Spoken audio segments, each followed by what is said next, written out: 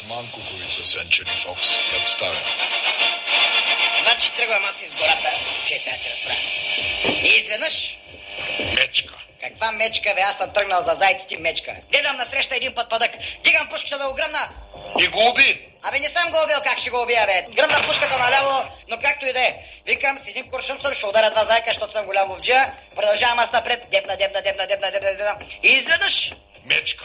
Абе, стига с твоите мечки, казах ти за зайци съм тръгнал, бе. Изведнъж насреща ми мост. Мост. Мост е мост. Си ли виждал мост? Тръгвам аз по моста и изведнъж...